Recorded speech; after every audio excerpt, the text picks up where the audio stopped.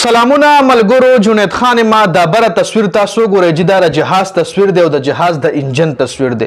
جهاز چې کوم پایلټ چې کوم ځای کې کینی پایلټ کاک چې ول ویل شي هغه کې دا څومره ډېر سکرینونه لګېدلي دي چې د جهاز د انجن له چې تاسو ګورئ څومره پیچیده انجن دی، څومره پیچیده حساب کتاب دی، ډېر تعداد کې بټنې دي پکې، څومره ډېر سکرینونه په دغه کې لګېدلي. دا ټول د جهاز کنټرول کولو دپاره دي. خو بل طرف ته یو دلچسپ خبره در سره زه کوم د الله پاک د ذات خبره جي.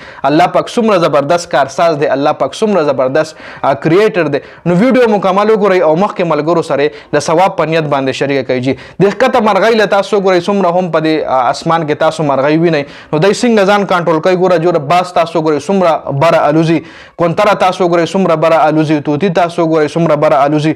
دا ټول پیچیده حساب کتاب باندې او رفتار باندې د وزن اندازه، د پرواز طرف چې کم طرف ته بالوزم، د خوراک تلاش، دشمن نه د بچ کېدو طریقې، د الوتو برتلو، د ښکته راتلو کوزېدو حساب کتاب، بره او ښکته وړاند، دا هر څه بغیر د سریډار نه، دا مطلب الله پاک چې کومې پرندې پیدا کړي دي بغیر د سریډار نه، بغیر د جی پی ایس کنټرول نه، بغیر د کنټرول روم نه، دا هر څه صرف هغه په 2 ګرام دماغ باندې کنټرول کوي.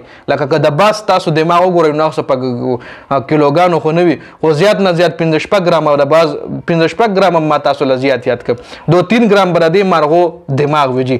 په دغه دماغ باندې دی له الله پاک څومره غټه پوهه ورکړې ده، څومره بره الوتل کوي. او بل طرف ته جهاز تاسو ګورئ څومره غټ انجن، دوه خو په هغې کې انجن لګېدلې وي، څومره غټ حساب کتاب. جهاز نه بهر چې هغې دپاره څومره کنټرول کوي، کنټرول روم یې ورله جوړې کړي وي جی پی ایس کنټرول دی سره په جهاز کې هم، جهاز نه بهر هم مختلف قسم مطلب سیستمونه دی جوړ کړي یو جهاز الوتلو دپاره.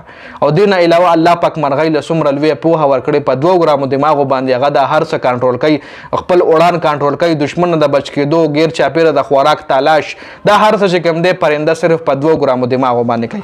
دې حوالې سره الله پاک په قرآن شریف کې سورة النحل کې فرمایلی دی چې دا خلک ولې پرندو ته نه ګوري کم چې آسماني فضا کې الوزي، کم چې په اسمان کې دا خلک وي ولې دغه پرندو ته نه ګوري. الله پاک نه بغیر دا څوک هم نشي کنټرول کولی. بېشک په دې کې د ایمان راوړلو دپاره ډېرې غټې نشانیانې پرتې دي.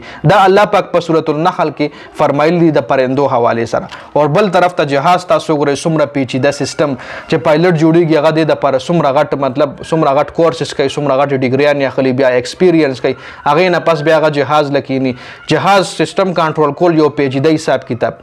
بل طرف ته الله پاک یو وړه غونتې مرغۍ پیدا کړې ده چې په سنګډنونو کې هغه ډایرکټ خپل ډایرکشن هم بدلی، ډایرکټ ښکته هم راځي، بره څومره الوزي، جهاز نه بره چې کوم دی عقاب باز چې کوم دی دا جهاز نه هم بره الوزي، دا دومره بره الوزي چې بره نه بیا الله پاک ګوره دا څومره هوا پریشر دا پرنده چې کوم دی کنټرول کوي. د جهاز د هوا پریشر دپاره هغوی کم مټیریل جوړ کړي وي. نو ګوره الله پاک چې کوم دی یو بهترین کارساز دی، الله پاک چې کوم دی یو بهترین کریټر دی. دا هر څه صرف او صرف د انسان د علم دپاره او د انسان د نشانیانو دپاره چې دې کې د ایمان راوړلو دپاره، ایمان راوړلو والا دپاره غټې غټې نشانیانې پرتې دي د الله پاک په دې قدرت کې. د ویډیو کتلو زیاته مننه. ویډیو ضرور مخکې ملګرو سره شریک کړئ. والسلام.